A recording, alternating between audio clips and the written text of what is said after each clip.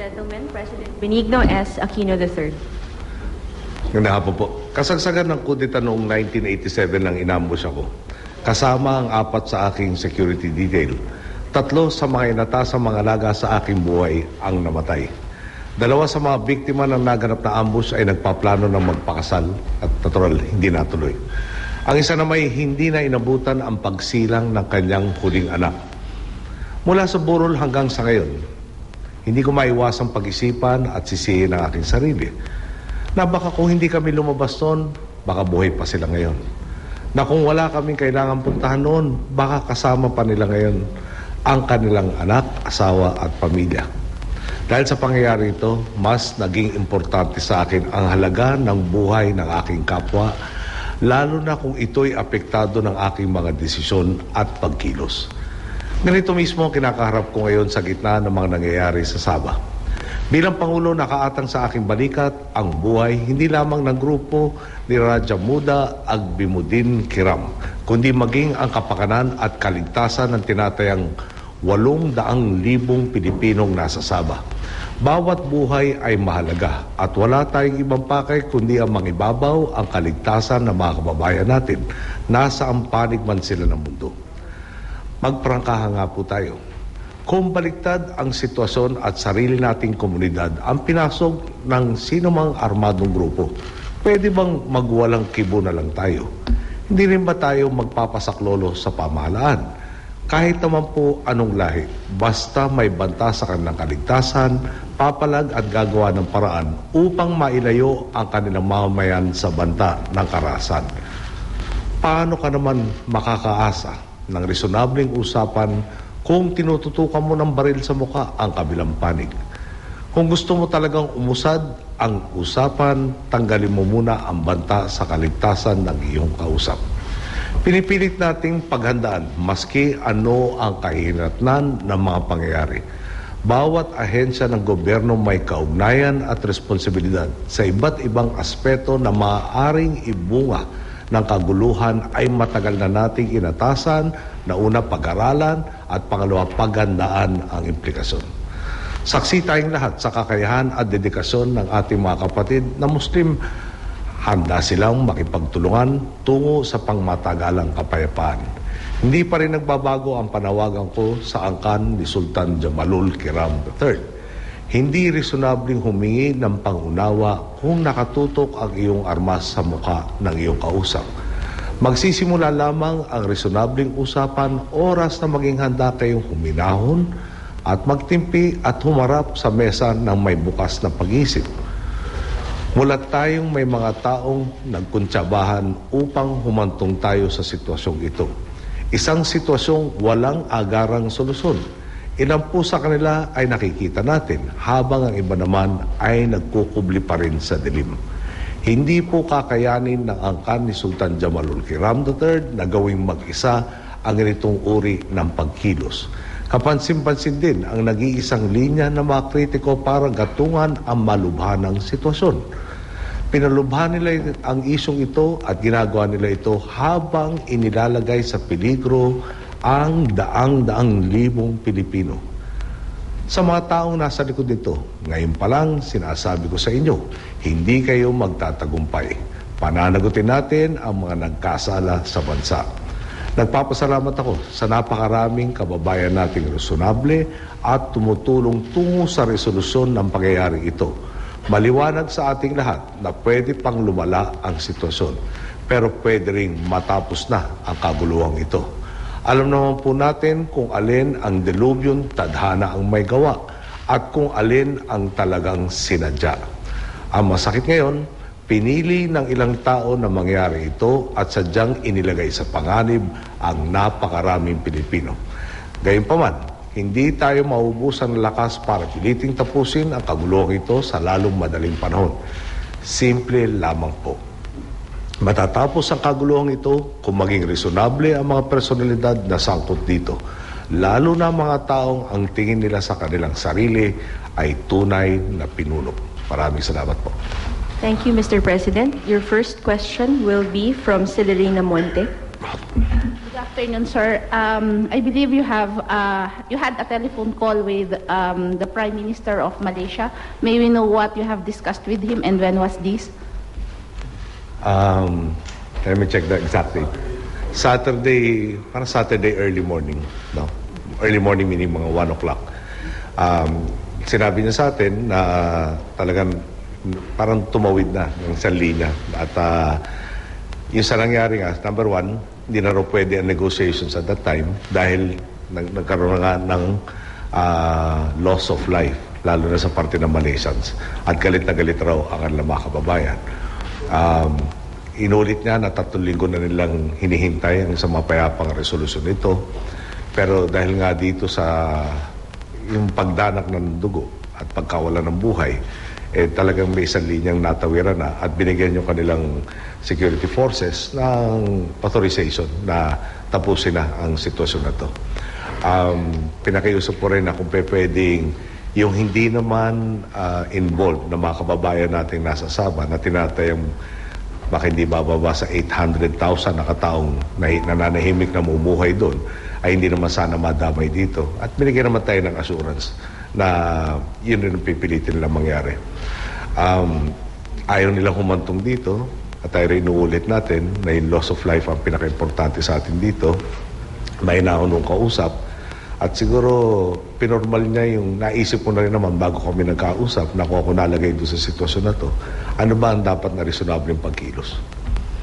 Sir, I believe that Secretary Del Rosario will be leaving tonight or he already left for Malaysia. So what was your order to him? Well, yung makipag-usap siya sa kanyang counterpart na Foreign Minister ng Malaysia, susubukan pa rin na maganap na ibang solusyon maliban. Di ba, parang makalma nga yung sitwasyon para magkaroon ng katarungan. Pero masigurado nating mapataas yung pag-asa na magkaroon ng solusyon na mas mapayapa. Sir, last point. Ine-explore lahat ng possibilities. Okay? Sir, right now, there's this reported crackdown among the Filipinos in Sabah. Pero right now, hindi pa rin nakakadaong yata yung humanitarian mission natin. So, ano yung ginagawa natin to ensure the security of these people? Yung reported crackdown is I think, alarmist. Merong mga undocumented Filipinos working in Sabah at may regularity na pinababalik sa Pilipinas at matagal na yun bago pa ako nakaupo. Wala naman yata ang masasabi natin na pangkalahatang tinutugis lahat na may kaugnayan sa Pilipinas at pinauwi sa Pilipinas. Hindi yata ganun nangyari. So, again, ulitin ko, nag-uusap ako ng pinakamataas na opisyal nila, pinakiusap ko na huwag madamay yung mga walang kaugnayan dito sa sitwasyon na to. At wala naman tayo nakikita na parang taliwas doon sa ating pakiusap ngayon. Thank you. Thank you. Mr. President, your next question will be coming from Raymond Tinaza of Bombo Radio. Good afternoon, Mr. President. Sir, with the reported development in Sabah and in other towns, especially the ambush, sir, are we surprised to see or did we expect this spillover of yung kaguluhan doon sa area? Well, ongoing yung mga operations, no? At syempre pag ongoing, meron tayong mga sporadic reports. Kaya ikaw bilang matagal na rin namang mamamahayag, alam mo na kung minsan yung mga witnesses hindi ganun ka-reliable. No? Yung mga nag-uulat dahil yung late, baka hindi tama yung pag-appreciate niya sa mga nangyari. Spillover, did we expect? Hinahabol natin, wag kang kumalat. No? Nakafocus, aminin natin, nakafocus tayo dito sa ating mga probinsya tulad ng Tawi-Tawi, tulad ng Sulu, tulad ng Basilan. Tinututukan natin yung lahat datu. Hindi pa tayo binibrief, ongoing pa kayo operations, hindi pa tayo binibrief ng overall plan ng Malaysia. Pero dito, yung spillover, pagkaintindi ko, may tinutukoy sila na pananaw nila mga supporter nung grupo nila Dato Puing.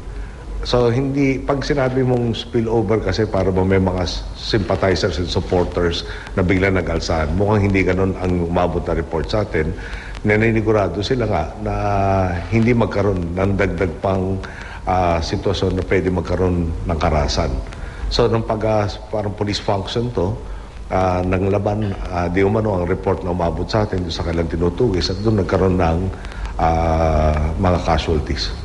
Sir, Malaysia being our third-party facilitator with the peace process with more Islamic Liberation Front, how could we be assured that this scenario, this eventuality, cannot derail our successes gains in the ongoing peace talks with the MILF? Siguro mag-uumpisa tayo na sa pakipagtulungan dahil common problem natin. Huwag natin kalimutan, bago tayo naupo, nagkaroon ng hostage taking mula sa isang resort nila at dinala dito sa ating bansa.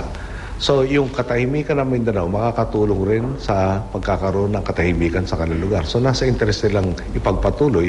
At ulit, no, wala naman nagsasabing hindi na sila tutulong sa ating peace process. Siguro, tulad ng sino man, no, kung tutuusin, meron tayong utang na loob rin sa kanila, dapat pakita natin tayo mga tapat na at maasahang karatig bansa na may na responsable at handa talagang tuparin lahat ng ating mga pinagkasundo. Sir, last point. May we know what was the consensus or inputs being given our respective ARN governors with regards to how to resolve the problem peacefully? Siyempre, yung idea ng saving face, yung hindi mapahiya, yung idea ng surrender. Nag-alok sila na meron iba sa kanila na mayroong personal na relasyon dito sa mga involved na to at lalapitan nga at para mag-explore kung anong mekanismo at paraan para nga magkaroon ng katapusan itong kaguluhan to. Thank you, sir. Thank you. Sir, the next question will be from Weng De La Fuente of Net25. Good afternoon, sir. You've mentioned earlier po about the conspiracy or the sabwatan. Gaano na ho tayo kalapit para matukoy kung sino yung mga taong behind na pwedeng nagsusulsul po sa sultan? Well, meron tayong mga intelligence reports tapos meron rin mga taong masasabi nating persons of interest. Pero yung intel report does not necessarily provide you with the evidence that is necessary for our courts. No? Therefore, cases are being built up. Pagdiinan lang po natin, no? May sakit si Sultan Jamul Kiram, kailangan niya mag-dialysis. Yung dialysis, tinutulungan siya ng PCSO. No? So, even in terms of attending to his own health, no? He needs assistance. I am told that renting a boat, no? A sufficiently large boat to go to Sabah costs about 100,000 pesos. No, and there were 2 boats at least and 1 speedboat that was used by this group. So funds, no, and the food, money siguro that were left behind, yung mga seemingly concerted criticisms, na all point to a conspiracy. Sir, kahapon po may ulat na nakipagpulong po si former National Security Advisor Norberto Gonzales with Sultan Kiram. He admitted na magkaibigan po sila pero he denied allegations that he's one of the instigators. Ano pong pananaw ninyo dito sa ganitong pagpupulong? Alam mo naman na hindi ako nag-aakusa ng kung sino man kung wala akong tanga na ebidensya. So hintayin lang po natin yung resulta ng investigasyon. Sir, meron hong isang kapamilya ng Kiram, si Princess Miriam, at inaalok niya ho yung sarili niya na maging emissary. Are we open to this offer po? Emissary, dami na akong kumakausap eh. Pati yung kinakausap na natin diretsuhan, nagpadala ako ng mga sugo kay Sultan Jamalul Kiram. No? Ngayon, siguro dapat unawain ng lahat. Bakit pa tayo may policy? Hindi tayo nakipag-negotiate pag ganitong pagkilos. Dahil para na natin sinabi, lahat kayo may hinaing, no? Daanin nyo sa dahas. Siguro iliwanag ko lang kung anong ibig sabihin nun. No? Sa batas natin, huwag na tayo lumayo. May nagtatalo sa lupa, may mga proseso. Ibig sabihin nun, punta ka sa korte, kung minsan baka sa barangay, pwede na ma-handle yun. Pero kung hindi, pupunta kayo sa korte magdidesisyon kung sino karapat dapat. Pag nag-introduce ka ng arms into the equation, no, pag gumamit ka ng dahas, no, hindi nakakatulong sa iyo mapatunayan yung karapatan mo doon sa lupain. At nagkakaroon ka pa ng kaso sa paggamit mo ng dahas. Yun ang nangyari ngayon dito. So, ang habol natin, mapayapang resolusyon. Ang gusto natin, katahimikan. Hindi natin mapapasulong yung ganong adhikain kung lahat na lang na may hinanagpis o hinanakit, mag-aal sa armas. Sir, part of the win-win solution so ba yung posibilidad na tulungan yung mga tagapagmana ng sultan para pataasin yung upa sa kanila ng Malaysia sa lupa? Well, yung siguro dito sa mga advocate sa pamilya ni Sultan Jamalul, parang napakaliwanag sila nung sitwasyon. Pero pag binasa mo nga, lahat ng kasaysayan, istorya na nakabalot dito sa usaping to, hindi ganun kaliwanag. So, as na-mention na nga natin previously, meron nag-aaral nga ng lahat ng mga pangyayari bago pa. Yung iba nun parang nangyari, siguro 2 years old pa lang ako.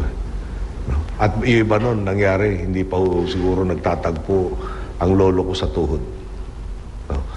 At lahat ito ay nagkaroon pa ng bagong dimension, nagkaroon na ng kaso dati sa International Court of Justice kung saan di man tayo sinabing party at interest. So, we will explore all possibilities. We have always been and we will be for justice for everybody. But seeking justice also necessitates a certain process. No? Yung, siguro, case in point, sinasabi natin meron tayong pagtatalo sa isang bansang karatig natin. Nagtatalo tayo, hindi sa tagisan ng lakas. Nagtatalo tayo based on rules, based on the law, based on international law. And that should be the case here. And that is the means to resolve this correctly and peacefully. Thank you, sir. Thank you. Sir, the next question will be from TJ Bergoño of the Philippine Daily Inquirer.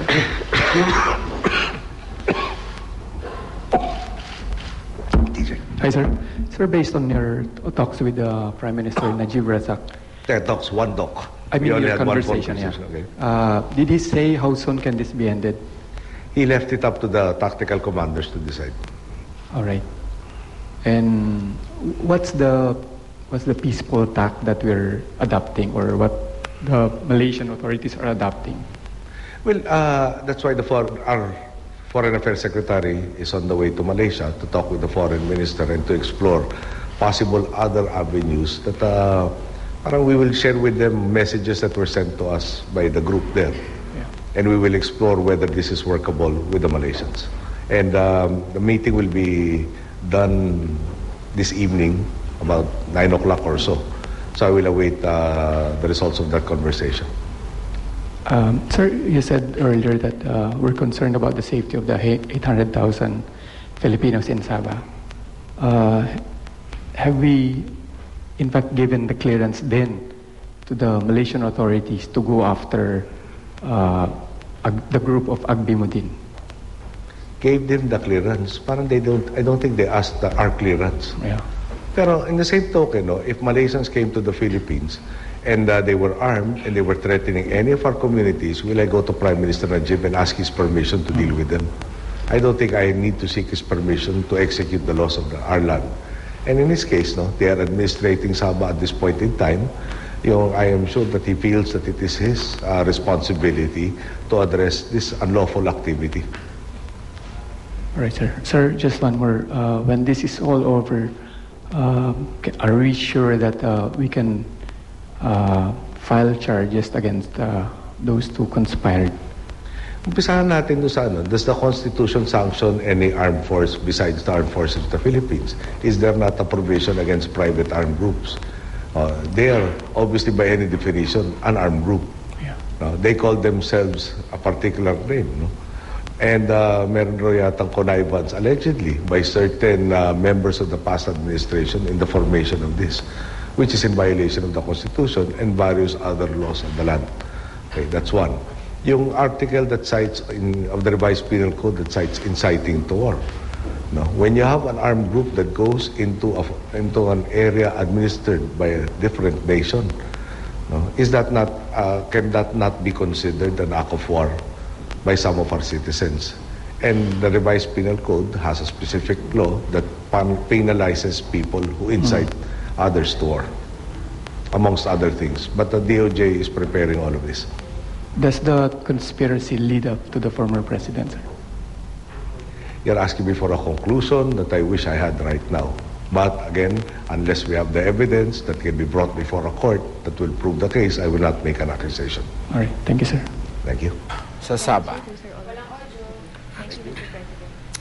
Yan po ang press briefing ni Pangulong Noynoy Aquino kaugnay ng standoff sa Sabah sa pagitan ng Malaysian authorities at ng mga tauhan ng Sultanato ng Sulu.